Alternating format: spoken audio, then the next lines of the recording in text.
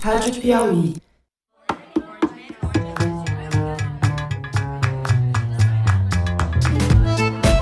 Bem-vindos à Rádio Piauí. Esse é o Maria Vai com as Outras, o podcast sobre mulher e mercado de trabalho. Eu sou a Branca Viana. O nosso tema de hoje é mulher na ciência e a gente vai conversar com uma bióloga e uma matemática. Todos os dados citados aqui vão estar no site da revista Piauí, lá no cantinho do Maria Vai com as Outras. A primeira convidada é Ana Carolina Carnaval, bióloga, professora de CUNY, que é a City University of New York. A Carol, como costuma ser chamada, mora nos Estados Unidos há 20 anos, é casada e tem 2 filhos, de 10 e 11 anos. Ela dirige um laboratório que estuda como as espécies das florestas brasileiras evoluíram ao longo do tempo até chegar a essa imensa diversidade de bichos e plantas que a gente tem hoje. A Carol mora em Nova York, onde o Maria Vai com as Outras conversou com ela. A diversidade é fundamental, dos bichos, das plantas e das gente.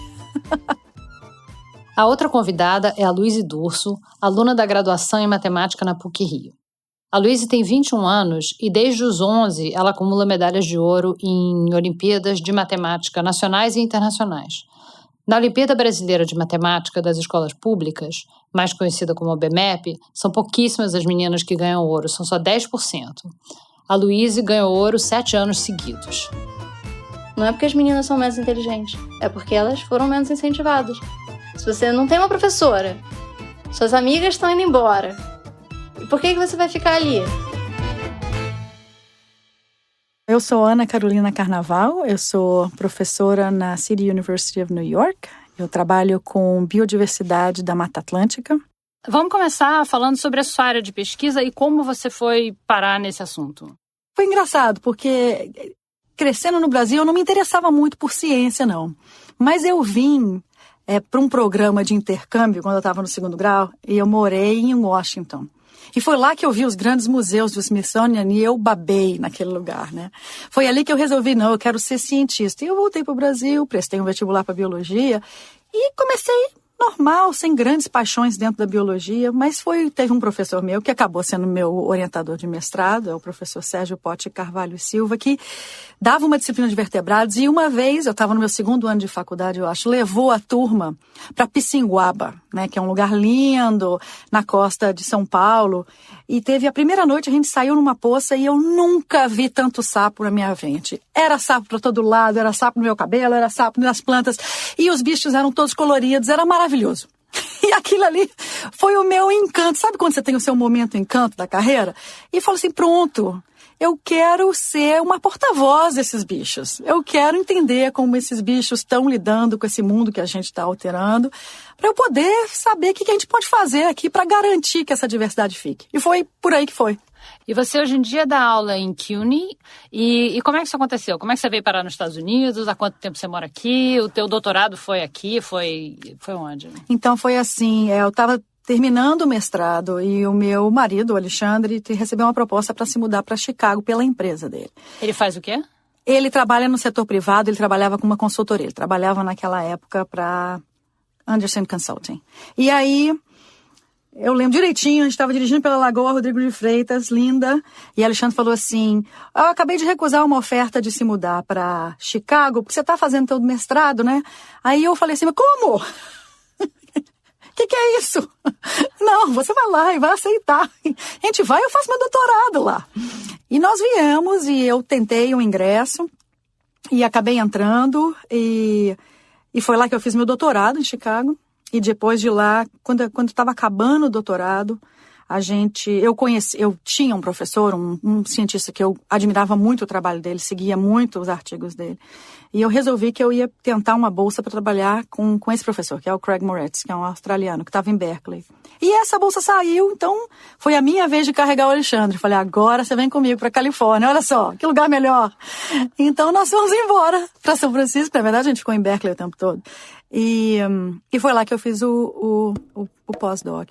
Uma rápida interrupção para explicar que o pós-doc é o pós-doutorado. É um estágio muito importante na carreira do pesquisador. Com frequência a pessoa acaba o doutorado e vai direto para o pós-doc, como foi o caso da Carol Carnaval. E só depois de concluir o pós-doc é que o pesquisador vai pleitear uma vaga permanente de professor numa universidade. E aí ele te acompanhou, quer dizer, ele trocou de emprego, ele foi transferido da empresa... Ele não conseguiu trocar de emprego. Essa é uma questão super importante para mulheres na ciência, né? É a questão de quão portátil é o seu parceiro ou a sua parceira. E o Alexandre não conseguiu essa transferência. Mas como ele trabalhava numa consultoria, então o esquema de trabalho nesses lugares são que você geralmente é alocado numa empresa para que a sua empresa está fornecendo a consultoria. Então de segunda a quinta você fica naquela empresa, quinta-feira você volta para casa. Então ele conseguiu essa de morar comigo, efetivamente, de quinta a domingo, e de segunda a quinta ele ia viajar e trabalhar fora. Mas aí foi um primeiro grande desafio o primeiro desafio mega que eu enfrentei, que foi ter meus filhos nesse sistema. Porque eu tive as 2 crianças nesse pós-doc e eu era uma mãe solteira de segunda a quinta, né? Inclusive, eu fiquei grávida do segundo filho quando quando a minha maior tinha 6 meses. Então, era eu sozinha de manhã, levando os meninos pra creche, indo pro pós-doc, voltando pra creche, trazendo os meninos sozinhos. E nessa época, minha mãe ainda trabalhava, minha sogra também. Quer dizer, a gente tinha uma ajuda, mas não era. Foi lasca. O dinheiro inteiro do pós-doutorado pagou a creche das crianças. Mas, sabe, porque tem muita amiga minha que pergunta, mas isso, o meu dinheiro tá perdido. Eu falei, não, esse foi o melhor emprego que eu fiz do meu dinheiro. Então, o teu marido é consultor, então isso dá um pouco de flexibilidade, mas ao mesmo tempo ele deve viajar muito, né? Viaja muito. Nós 2 viajamos muito, tanto que nós temos nosso Google Calendar lá, eu tô fora essa semana, você tá fora essa semana e... Aí vocês articulam, então, quando um tá viajando, o outro sempre fica... Claro. E também a gente conta muito com os pais, né? Isso é uma coisa que eu acho que é extremamente importante em Mulheres na Ciência, é a rede que você tem, não só a rede profissional, mas a rede pessoal que você tem. Eu não conseguiria fazer o que eu faço hoje, ou estar onde eu estou hoje, se não fosse pelo Alexandre, pela minha mãe, né? Pela mãe dele, pelo meu pai, pelo pai dele, porque seguraram as pontas enquanto as mães estavam com a gente, quer dizer. Então, takes a village, né? É todo mundo junto para levar essas mulheres para frente. Eu sou uma delas e eu sou extremamente grato a ele. Tem alguma diferença entre você ser homem e ser mulher, cientista? Tem. Oxe! O salário das mulheres cientistas nos Estados Unidos é comprovadamente mais baixo que o salário dos homens cientistas nos Estados Unidos. E no Brasil, isso não, eu não sei o salário de todo mundo, mas eu acredito que isso não acontece dessa forma. Porque, na maior parte, eu estou falando, por exemplo, vamos pensar nas universidades públicas, né? Estou pensando nesse extrato aí. No Brasil... Todo mundo está na mesma tabela de preço, né? Você está avançando, você está passando de assistente para adjunto, seja lá qual for o termo que se usa, mas isso está numa tabela e todo mundo está recebendo igual. Nos Estados Unidos, existe essa tabela de progressão, mas os grandes pulos de salário ou de recursos que você consegue na sua instituição são feitos por meio de negociação com a instituição. E a gente sabe que os homens negociam muito mais do que as mulheres, são muito melhores em defender seus interesses, defender o interesse dos seus laboratórios, né? E então o que acontece? Você vê muito grande, muito facilmente essa diferença de salários, não porque os homens são mais merecedores que as mulheres, mas muitas vezes porque as mulheres não pediram, porque as mulheres não ousaram. Isso é uma coisa que a gente precisa mudar na cabeça das mulheres. A gente tem que parar e defender o nosso lado e ousar mais, né? Na questão do Brasil, dos salários do Brasil, eu estava olhando dados do CNPq, da CAPES, e, de fato, né, as pessoas fazem concurso para entrar para as universidades e os salários são os mesmos, se a pessoa estiver no mesmo nível do concurso que fez. Acontece o seguinte, que as mulheres, hoje em dia, elas são 3/5 da população com diploma superior no Brasil. Elas são também 3/5 das bolsas de iniciação científica na graduação. À medida que a carreira avança, essas mulheres que estão na graduação fazendo iniciação científica muito mais do que os homens, elas somem. Porque quando você chega nas bolsas de maior prestígio no CNPq, de maior remuneração, bolsa de produtividade, bolsa 1A, bolsa sênior, inclusive, Esse número cai na Bolsa de Produtividade para 1/3 das mulheres, cai de 3/5 para 1/3, e nas bolsas 1A para 1/4. E esse número é um número que há 15 anos não muda, não avança. Então, a disparidade salarial entra aí, né? As mulheres, ou elas deixam a ciência, ou elas param em algum lugar, elas não avançam na carreira para ganhar mais e ter também melhores grants, e poder ter seu próprio laboratório, avançar sua pesquisa. Por que você acha que isso acontece? Quais são os gargalos? Os gargalos que a gente observa, com certeza, nos Estados Unidos, eu acho que isso muito acontece no Brasil também, é na hora dessa mulher se inserir no mercado de trabalho. Né? É na hora dessas pós-docs arrumarem um emprego como professora, já é um grande gargalo aqui. E no Brasil, eu também suspeito que seja. A gente vê muita gente, muita mulher, nessa hora que está se formando na faculdade, conseguiu um pós-doc, mas não conseguiu nada depois do pós-doc, e aí aquela hora ela resolveu ser mãe, e aí apareceu um concurso de professora substituta que ganha menos, ela vai falar assim, eu vou pegar, né? Eu acho que existe muito dessa questão pragmática das mulheres de deixa eu garantir o certo, deixa eu fazer o que eu tenho que fazer, que é o certo aqui, em vez de eu ficar devaneando e arriscando. Isso é uma coisa, eu acho que existe essa coisa. E como você acha que é possível reverter esse quadro do avanço na carreira, eu digo, do teto de vidro, né, na ciência?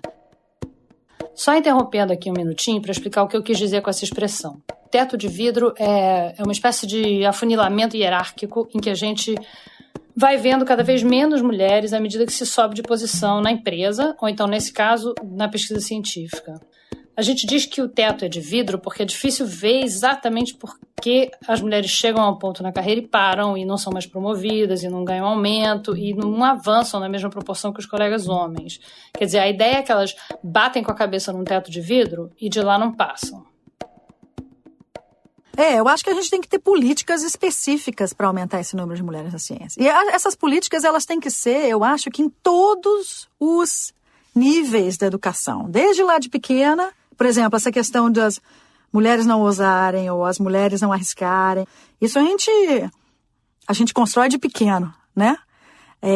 Depois, eu acho que na hora de se formar na graduação, é mesmo imbuir nelas um sentido de, deixa eu te dar aqui um leque de ferramentas para você poder fazer o máximo de coisas que você se sentir capaz, né, de você fazer. E aí eu acho que quando chega no pós-doc e nos primeiros anos de trabalho, né, na inserção, essa é a hora que eu acho que a gente tem que ter um pouco de ação afirmativa. É essa hora que a gente tem que ter bolsas de pós-doc para mulheres, é essa hora que a gente tem que ter uma luva, por exemplo. Eu ganhei uma luva, não como mulher, mas como minoria, porque eu sou latina aqui nos Estados Unidos. Então, quando eu terminei meu pós-doc, junto com a minha bolsa de pós-doc, vinha essa luva. Então, assim, o NSF, né, o National Science Foundation, me deu uma carta e quando eu fui entrevistar para emprego, a carta dizia, não, nós financiamos a Carolina para ela fazer esse pós-doc, a gente acha ela preparada.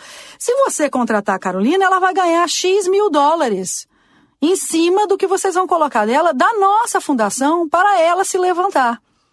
E eu acho que essa coisa de ser ativo nesse campo falta no Brasil. Falta essa ajuda. E se a maternidade é uma coisa muito importante, eu acho que no Brasil ela é extremamente importante, a gente tem que pensar políticas públicas que vão ajudar as mães cientistas, né? Que é coisas que não existem nos Estados Unidos. Creche na faculdade é uma coisa difícil aqui. Creche, né? Ajuda com criar criança é uma coisa dificílima. Ajuda para viajar, né? Então, eu às vezes viajava com as crianças e com uma mãe ou com o Alexandre, né? Tem que ir alguém com a gente, né? Você vê nos Estados Unidos muito disso, tá? A mãe lá apresentando, tá o pai com o bebê lá fora, né? Isso no Brasil a gente não vê tanto, né? Então, eu acho que é hora da gente começar a fazer isso.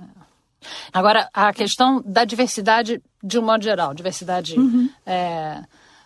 racial, que é um problema gravíssimo na ciência aqui e no Brasil também, e diversidade de gênero.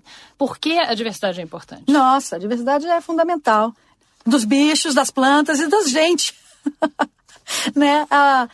Na verdade, já existem trabalhos mostrando isso. A gente tem dados comprovando que ciência, quando é feita com perspectivas de pessoas que têm experiências diferentes, né, culturas diferentes, elas são muito mais impactantes do que a ciência que se faz de uma forma homogênea. Então, né, cientificamente, estatisticamente falando, a gente sabe que a diversidade aumenta a qualidade da ciência. Então, isso é um.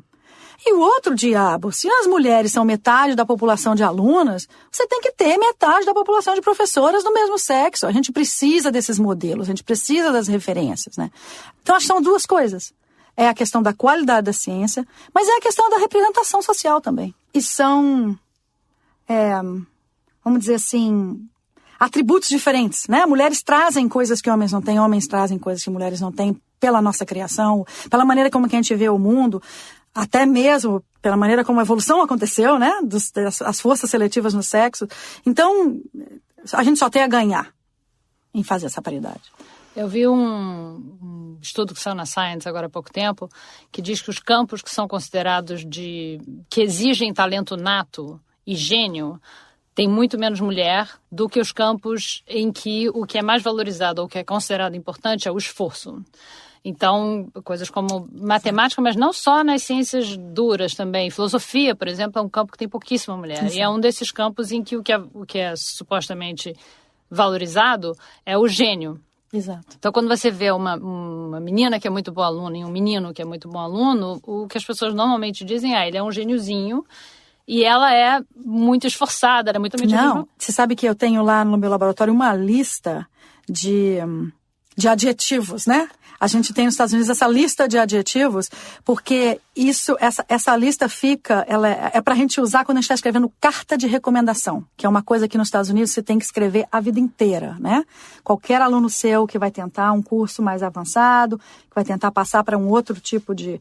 vai passar do mestrado para um doutorado ou para um pós-doutorado, ou tentar uma posição de professor, sempre tem que ter uma carta de recomendação. E já existem estatísticas mostrando que os adjetivos usados para descrever homem são geralmente: ele é brilhante, ele é capaz de coisas novas, ele é transformador, ele é independente. E para as mulheres você pode confiar, né? Ela é reliable, ela é sempre pontual, ela junta as pessoas, né? Então eu tenho assim essa lista e que a gente circula para os amigos, assim, olha aqui, esses adjetivos aqui você não usa para descrever as suas alunas mulheres. Usa esses aqui, ó, que as pessoas usam para descrever os alunos homens, né? E não é que as pessoas façam por mal, o pior é isso, né? É uma coisa cultural, uma coisa que está dentro da gente, que a gente precisa se corrigir, né? Os seus filhos gostam de ciência? Gostam sim. Não sei se nenhum dos dois vai ser cientista não, mas gostam sim. É que elas não aguentam mais ouvir falar de mulher na ciência. Começa a Ana Júlia, já fala, ai mãe, lá vem. Obrigada, muito obrigada por você ter vindo. Obrigada a você, Branca.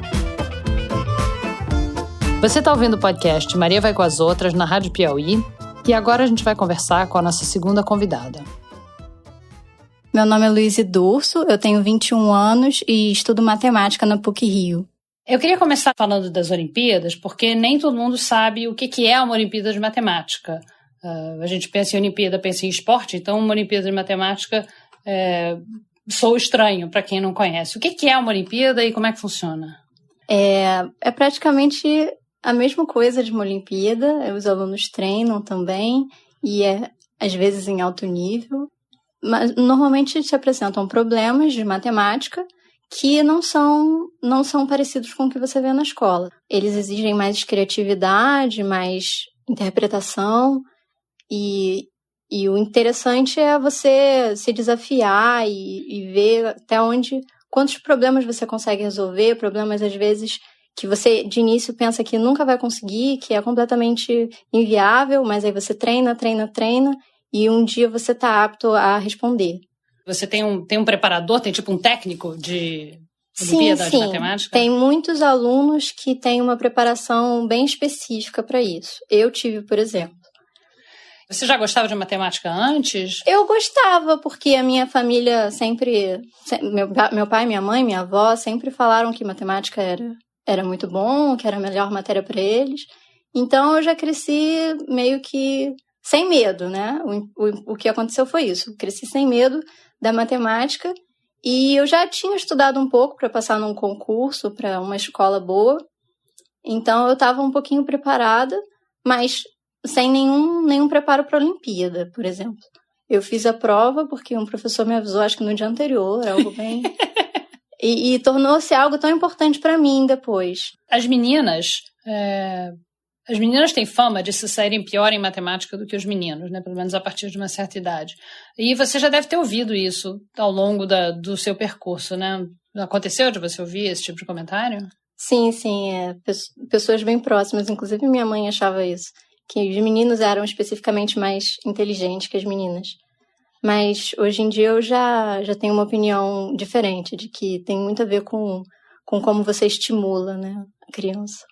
Você só via que tinha poucas meninas nesse meio de Olimpíada de Matemática, e você só tinha professores homens. Que diferença faz você ter professor homem, professora mulher, ou um preparador de Olimpíada ou uma preparadora?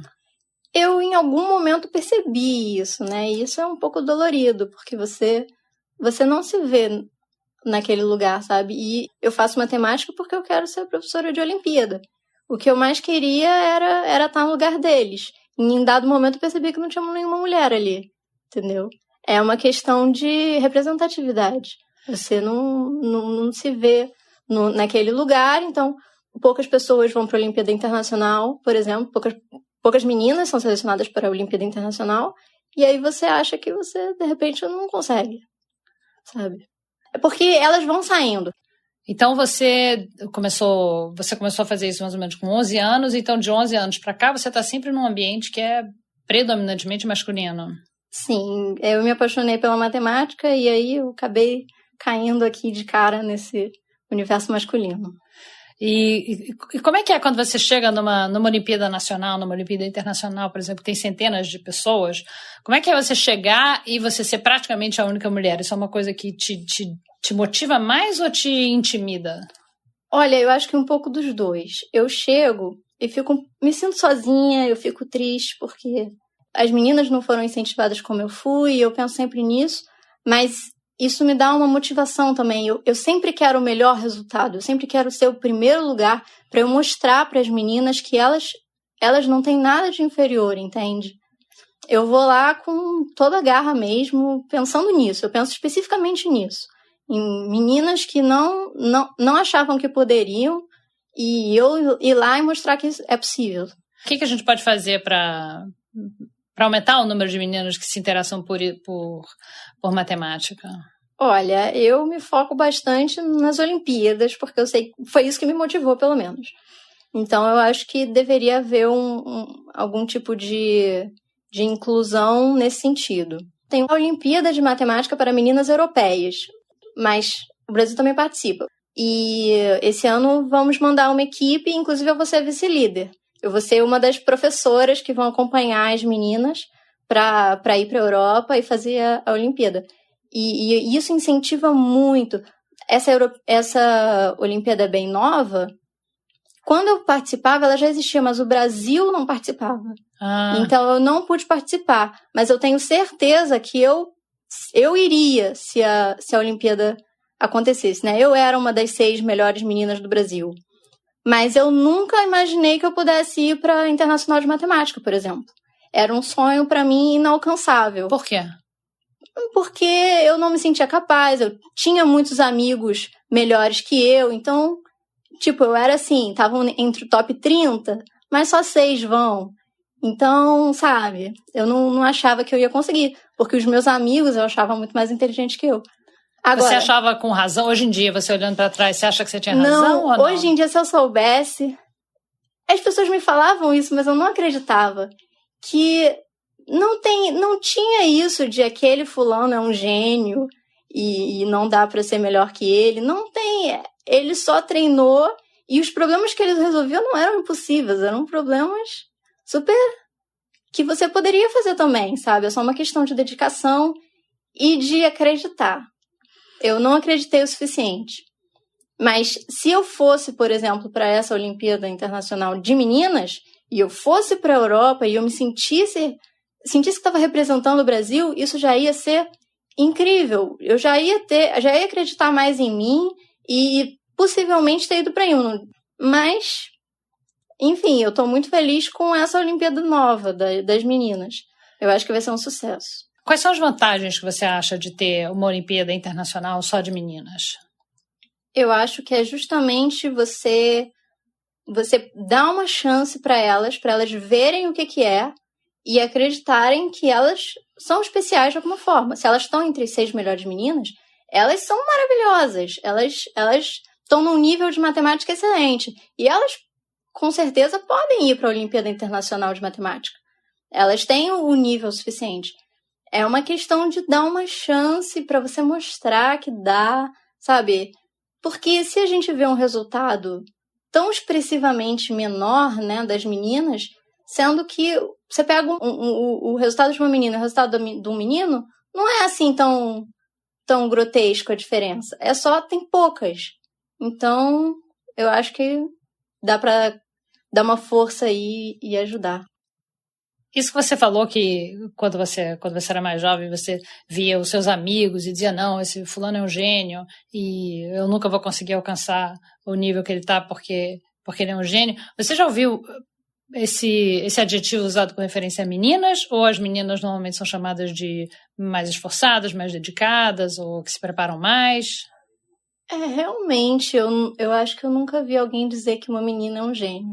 Quer dizer, meu namorado fala que eu sou um gênio. Não sei se serve. O que eu faço é dar aula para meninas.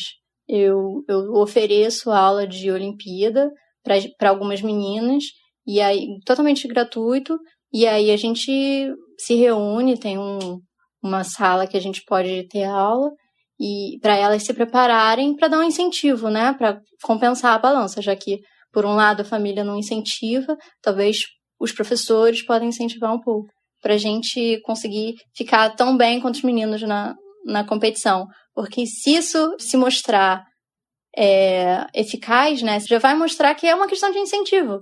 Não é porque as meninas são menos inteligentes, é porque elas foram menos incentivadas. Elas participam menos das aulas de Olimpíada. Elas não vêm porque está ali, né? Se você não tem uma professora, suas amigas estão indo embora, e por que você vai ficar ali? Né? Não tem mais ninguém ali, nenhuma amiga sua está ali. Você se considera feminista? Sim. Eu não sei se foi o amadurecimento, conforme os anos foram passando, eu comecei a me perguntar se realmente era o que a minha mãe falava, né? Que era que os meninos eram mais inteligentes, os meninos eram melhores em matemática. E eu comecei a ver que muitas vezes eu era muito melhor que os meninos, né? E eu acho que os próprios resultados que eu tive nas Olimpíadas Universitárias me fizeram perceber que eu não sou pior que eles, ou eles não são piores que eu, ninguém é melhor que ninguém. A gente tá só no mesmo lugar tentando a mesma coisa, que é ganhar uma medalha.